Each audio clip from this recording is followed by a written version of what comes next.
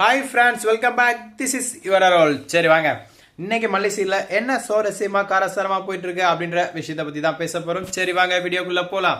என்ன நடந்துச்சு ஏது நடந்துச்சுன்னு பாத்தீங்கன்னா, போட்டியில ஒரு வழியா நம்ம மல்லி ஜெயிச்சுட்டு ராஜேஸ்வரிக்கு பெரிய நாமத்தை போட்டாங்க. அதுக்கப்புறம் நம்ம ராஜேஸ்வரி ரஞ்சிதா இருக்க பாத்தீங்கன்னா, அவங்க ரெண்டு பேரும் கஷ்டப்பட்டு பெரியம்மா சொன்ன மாதிரி அந்த பூ இருக்கு பாத்தீங்களா, மல்லிப்பூ, அதை பொறுமையா கட்டி கட்டி கட்டி ஒரு பூவா ரெடி பண்ணி மல்லி கையில கொடுத்து நீ தான் ஜெயிச்ச அப்படின்னு ஒத்துக்கிறாங்க.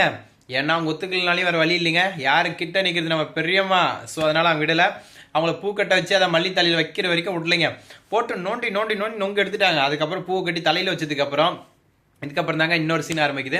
என்னென்னு பார்த்தா, நம்ம ராஜேஸ்வரி வந்து பூவெல்லாம் கொடுத்து நீ தான் ஜெயிச்சுன்னு சொல்கிறப்போ சரி ஓகே நல்லா இருக்கட்டும் அப்படின்னு சொல்லிட்டு நம்ம பெரியம்மா என்ன சொல்கிறாங்கன்னா, ராஜேஸ்வரி காலில் விழுந்து ஆசீர்வாதம் வாங்கிக்கோ அப்படின்னு சொல்ல நம்ம மல்லியும் சரின்ட்டு கீழே குனிஞ்சு காலை புட்டிக்க போகிறாங்க.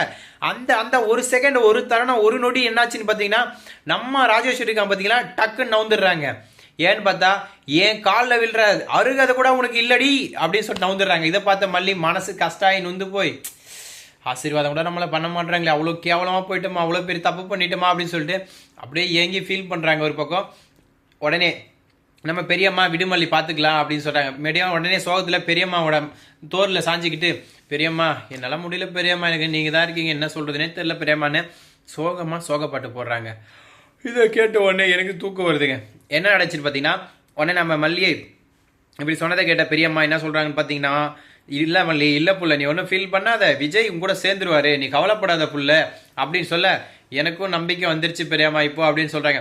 இதை கேட்டோடனே ராஜேஸ்வரி வயிற்றுல அப்படியே புகை ஹூ அப்படின்னு புகஞ்சு வயிற்று வாய் வெளியே வருதுங்க.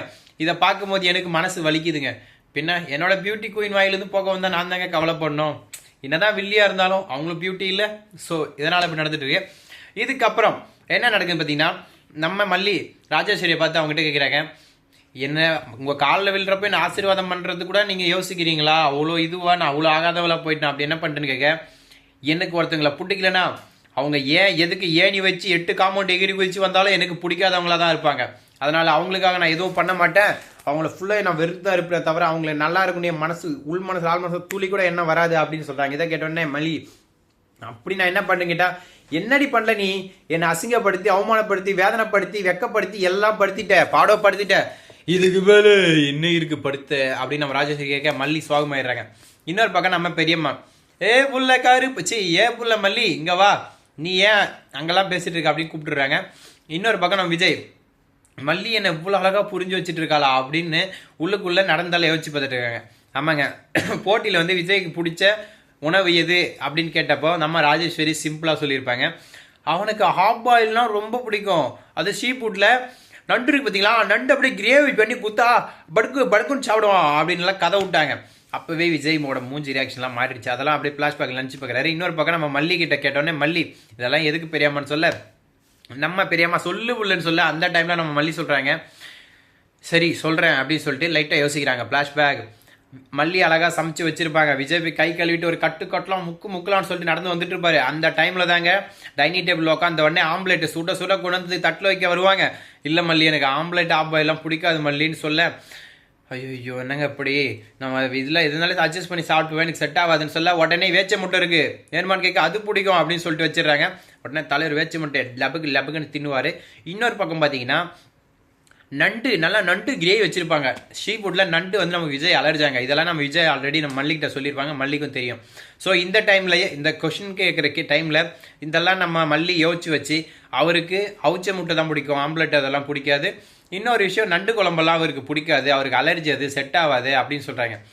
இதெல்லாம் கேட்ட நம்ம விஜய் அப்படியே நினச்சி பார்த்துட்டுங்க, மல்லிகிட்ட நம்ம அப்பா சொன்னதை இன்னும் ஞாபகம் வச்சுட்டு என்னை இவ்வளோ நல்லா புரிஞ்சு வச்சுட்டு இருக்காளா, இத்தனை நாள் இவளையான சந்தேகப்பட்டேன் அப்படின்னு சொல்லிட்டு மனசுக்குள்ள ஒரு ஏக்கத்தோட தயக்கத்தோட அப்படியே யோசிச்சுக்கிட்டே ரூமே டுட்டுன்னு அப்படியே ரவுண்ட் அடிச்சிட்டு இருக்காரு.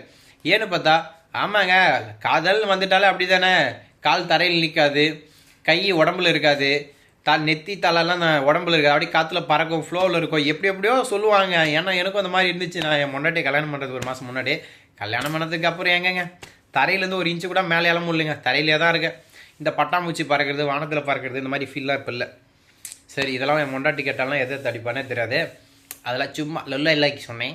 இப்படி ஒரு பக்கம் போயிட்டு இருக்கேன். இதுக்கப்புறம் என்ன நடக்குது ஏது நடக்குதுன்னு பார்த்தீங்கன்னா, நம்ம மல்லி அவங்க சொன்ன உடனே விஜய் பாராட்டினது இதெல்லாம் நினைச்சு அவங்க பெரியம்மா அவங்க சப்போர்ட் பண்ணதை நினைச்சு சந்தோஷத்தில் இருக்காங்க. வெண்பா குட்டி இருப்போம் மல்லியம்மா ஜெயிச்சிட்டாங்க அப்படின்னு ஒரே ஒரு குஷியில ஜாலியில சந்தோஷத்துல ஆடி ஓடி எகிரிட்டு இருக்காங்க.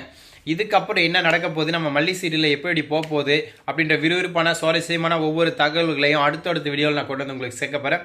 ஸோ இந்த வீடியோ பிடிச்சிருந்தா மறக்காம சப்ஸ்கிரைப், லைக், சப்போர்ட் பண்ணுங்க. Thank you so much. Tata, see you, bye bye.